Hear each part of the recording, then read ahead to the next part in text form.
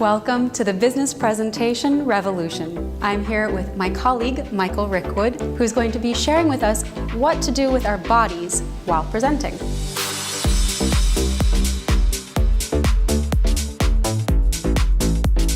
So Michael, our clients regularly ask us, what do I do with my body, my hands, my face while presenting? What do you tell your clients? Well, Rose, what you're talking about is gestures. And we all need to use them on stage. But in order to be better at gesture, it's good to know about the 4 different types of gestures out there that we can use to be more effective communicators on stage. There are 4 types of gestures? Okay, what's the first one? The first one are called illustrators. Now, these are the gestures that you use while you're speaking.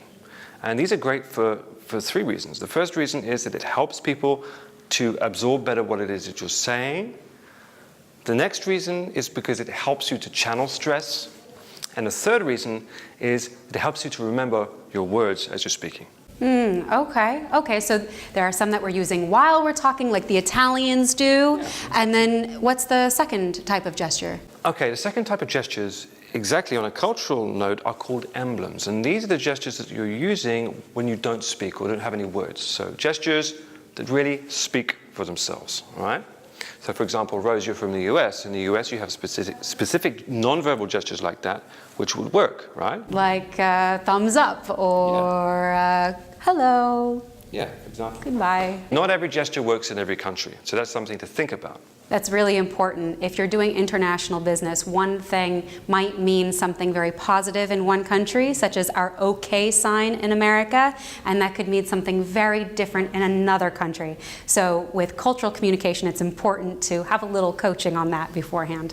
All right, and what's our next gesture, Michael? So now I want to talk about the face and what we call effect displays. Now, the face is very, very expressive, and this is very useful, for example, with storytelling. We want to tell about a past experience. So the face is very, very important, and how can we make the most of it? Okay, I love that, and something it makes me think of is congruence and how important it is that our facial expressions agree with what we're doing with our body. So if you're telling a positive message, having that effect of a positive expression, a smile, etc., and if you're delivering hard news, you might not want to be smiling with a teethy grin.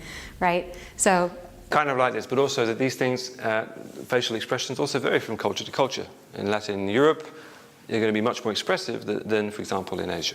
Anything else that we should know in terms of gesture types? Well, there's one more that I haven't spoken about, and these are regulators, and these are the gestures that you use in order to tell the audience what to do. They're called regulators, so it's simply a case of, okay, sit down, stand up, okay, everybody, please move to the other room. So these gestures are really about sort of interacting and giving orders to the audience, and I suppose something that a teacher might use quite a lot. Okay, right. Such as? Yeah. Bring it down. No, bring it down. Yeah, exactly. Okay, perfect.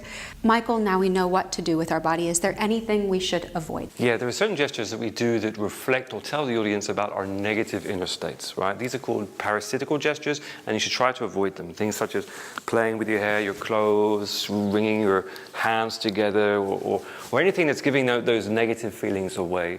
And you can get rid of them by just either working with a coach or just filming yourself and watching it back over to see what you need to eliminate. Pacing unnecessarily is another thing.